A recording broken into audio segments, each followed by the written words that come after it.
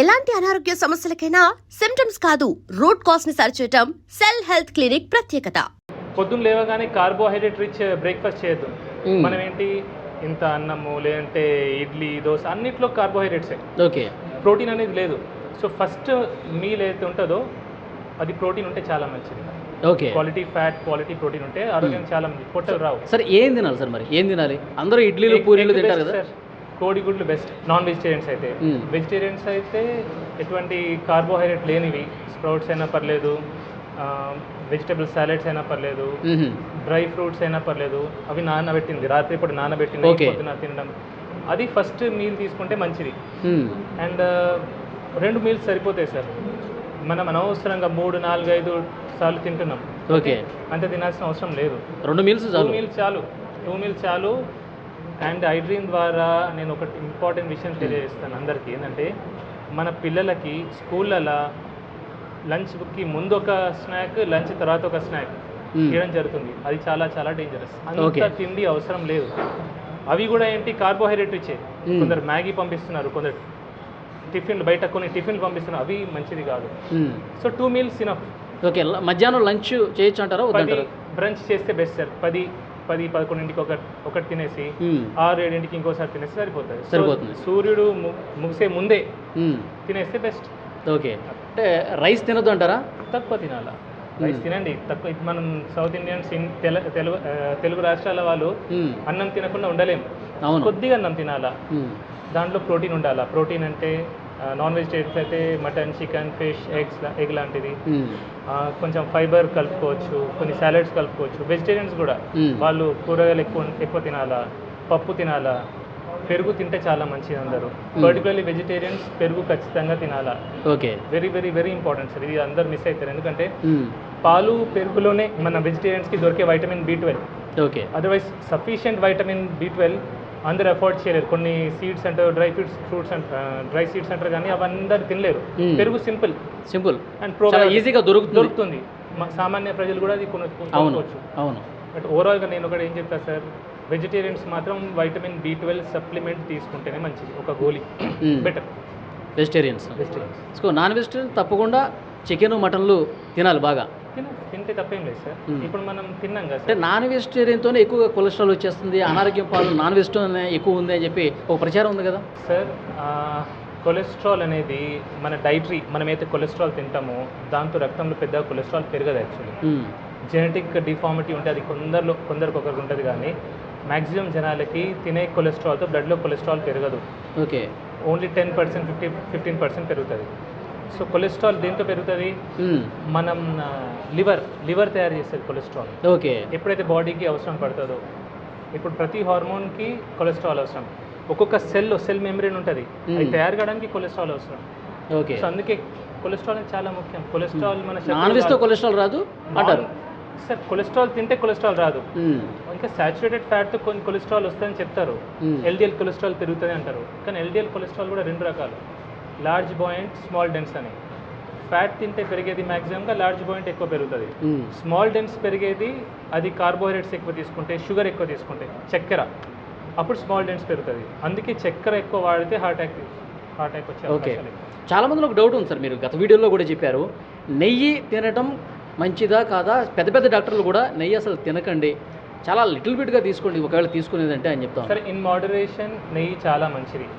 Essential fatty acids ఉంటాయి, అవి నెయ్యిలో ఉంటాయి. చాలా చాలా మంచిది. ఒక్కటి ఆలోచించండి సార్, నెయ్యికి మనం భయపడుతున్నాం, బియర్కి భయపడట్లేదు, ఆల్కహాల్కి భయపడట్లేదు, స్మోకింగ్కి భయపడట్లేదు. చిన్న పిల్లల చేతిలో మనం చాక్లెట్లు ఇస్తున్నాం, బిస్కెట్లు ఇస్తున్నాం, ఐస్ క్రీమ్ ఇస్తున్నాం, కూల్ డ్రింక్స్ ఇస్తున్నాం, వాటికి భయపడట్లేదు. కానీ నెయ్యి వచ్చేసరికి భయపడుతున్నాం. మన తాతలు ముత్తాతలు తినలేదు సార్? తిన్నారు కదా, మంచిగా ఉన్నారు కదా. ఇన్ మోడరేషన్, లీటర్ తాగొద్దంట నేను, అంతే. తినే ఫుడ్లో దాంట్లో కొద్దిగా కలుపుకోండి. వైట్ రైస్ కొద్దిగా తీసుకొని అందులో కొంచెం నెయ్యి వేస్తే సార్ షుగర్ స్పైక్ రాదు, ర్యాపిడ్గా షుగర్ స్పైక్ రాదు. మనకు వచ్చే రోగాలన్నిటికీ మెయిన్ కారణం sudden glucose spike, sugar spike. ఎప్పుడైతే గ్లూకోజ్ స్పైక్ వస్తుందో అప్పుడు ఇన్సులిన్ రిలీజ్ అవుతుంది. కన్సిస్టెంట్గా ఇన్సులిన్ ఎప్పుడైతే హై లెవెల్ ఉంటుందో అప్పుడు ఇన్సులిన్ రెసిస్టెన్స్ వస్తుంది. ఇన్సులిన్ రెసిస్టెన్స్ వల్లనే BP, sugar, heart, brain stroke, ప్రతి రోగం ఈ పొట్ట రావడానికి మెయిన్ కారణం కూడా అదే. సో నెయ్యికి ఏమొచ్చు, నెయ్యి భయపడేదేమో. అందరు డాక్టర్లు అన్నారు, కొందరు డాక్టర్ కొన్ని కేసెస్లో మేబీ హార్ట్ స్ట్రోక్ కొన్ని రకాలు ఉంటాయి, లైపోప్రోటీన్ ఎక్కువ ఉండడం, లైపోప్రోటీన్ బి అట్లాంటి వాటిలో వాళ్ళు చెప్పొచ్చు, జాగ్రత్తగా చెప్తారు. ఓకే, కానీ అందరు డాక్టర్లు కూడా ఫ్యాట్ కంప్లీట్లీ అవాయిడ్ చేయమని చెప్పారు సార్. సార్ ఫైనల్గా ఇప్పుడు మీరు మొన్న బాధపడుతూ కన్నీళ్ళు పెట్టుకుంటూ ఒక వీడియో అది బయటికి రావడం వల్ల వైరల్ అయింది, కానీ అంతకంటే ముందు కూడా మీరు కెమెరా లేనప్పుడు కూడా చాలా సందర్భాల్లో బాధపడి ఉంటారు. చాలా సందర్భాలు అంటే మీ డాక్టర్ అయిన తర్వాత ఇన్ని కేసులు చూసిన తర్వాత మీరు బాగా బాధపడ్డటువంటి సిచ్యువేషన్ అంటే ఏ పేషెంట్ని చూసి ఇంకా మనసు చలించిపోయింది మీది?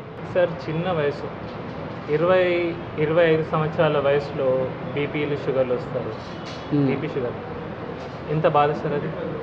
ఇప్పుడు జీవితాంతం ఒక బీపీ గోలేసుకోవాలా, షుగర్ గోలేసుకోవాలంటే ఎంత బాధ ఉంటుంది సార్ ఆ మనిషికి.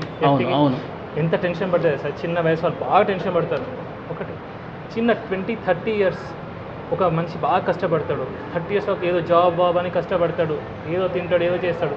30 ఇయర్స్కి పెళ్ళయి 2 చిన్న పిల్లలు ఉంటారు. పక్షవాతం, గుండెపోటు, ఎట్లుంటే సార్ ఆ ఫ్యామిలీ ఎంత డివాస్టేట్ అయిపోతుంది సార్. వాడు పని చేస్తే కానీ ఇల్లు నడపలేని పరిస్థితిలో ఇమాజిన్ ఎట్లుంటుంది ఆ పరిస్థితి. జీవితం ఒక్కసారి తలకిందులు అయిపోవడం కదా. ఇమాజిన్ సార్ అసలు అది. నేను ఇంతమందిని చూసాను, ఆ బాధ అదంటే ఇప్పటికీ బాధ అవుతుంది సార్. సో దీన్ని మీ కళ్ళల్లో కనిపిస్తుంది ఆ బాధ అంతా కూడా. ఓకే, ఇంకొకటి పేషెంట్స్ చాలామంది వస్తున్నారు, నేను కూడా మాట్లాడే ప్రయత్నం చేశాను. వాళ్ళు ఆ వీడియోలో చూసి సార్ మాకు దేవుడితో సమానం అని చెప్పి మాట్లాడుతూ ఉన్నారు. మీకు కలిసినప్పుడు కూడా అదే విషయం చెప్తూ ఉంటారా? చెప్తారు, పాటలు కూడా రాస్తారు, పాటలు కూడా పాడతారు. కానీ నేను దేవుని కాదు సార్. అసలు నేను దేవుని ఎట్లయితే జస్ట్ చాలా దూరం నుంచి వచ్చాను సార్, సుదూర ప్రాంతం నుంచి మీ దగ్గరికి మిమ్మల్ని కలవటానికే వచ్చానని చెప్పి చెప్తున్నారు కదా. అట్లా అన్నప్పుడు మీకు ఏమనిపిస్తుంది? బాధ అవుతుంది. నా వల్ల ఒకరు బాధపడుతున్నారు, నన్ను కలవడానికి ఇంత దూరం నుంచి వచ్చి ఇబ్బంది పడుతున్నారు అనేది నాకు ఒక బాధ. అట్లా అట్లా చాలా బాధ అనిపిస్తుంది. చాలా ఇంతమంది చూస్తే నాకు చాలా బాధ అవుతుంది. ఉండదు సార్, అసలు ఎందుకు రావాలి సార్ అని. ఇంకా బాధ కాదు, కోపం కూడా వస్తుంది అప్పుడు. నేను చెప్తూనే ఉంటాను. చాలామంది అంటారు, సార్ ఇట్లా మీరు ఏడ్చి చూసి నేను బాగా ఫీల్ అయిపోయి నేను మిమ్మల్ని ఫాలో అవుతున్నా, మీ అన్ని వీడియోస్ చూస్తా. ఒకటే అడుగుతా, నన్ను ఏ నూనె వాడుతున్నావు అంట. నవ్వుతారు, సార్ రిఫైండ్ ఆయిల్ అంటారు, ప్యాకెట్ నూనె అంటారు. మళ్ళీ అది బాధ నాకు. చక్కెర వాడడం మానేసావా, ప్రతి నీళ్ళు కొంచెం ప్రోటీన్ తీసుకుంటున్నావా. సో నేను చెప్పేది ఆచరించకపోతే నన్ను ఎంత ప్రేమించినా ఏం లాభం సార్. ప్రేమ ఎప్పుడు కనిపిస్తుంది సార్? ఇప్పుడు ఒక మనిషి నేను ప్రేమించిన అంటే దాని మీనింగ్ ఏంటి? ఆ మనిషి చెప్పేది వినాలా, ఆచరించాలా. ఆచరణలో పెట్టకుండా జస్ట్ మిమ్మల్ని అభిమానిస్తా, నేను ప్రేమిస్తా. చాలామంది సార్ ఇప్పుడు నన్ను ఫాలో చేస్తాను, చాలామంది ఫాలో అవుతున్నారు, చాలామంది పెరిగారు. కానీ ఏం లాభం సార్ అది? అసలు చెప్పింది విననప్పుడు ఏం లాభం అంటారు? అంతే కదా సార్.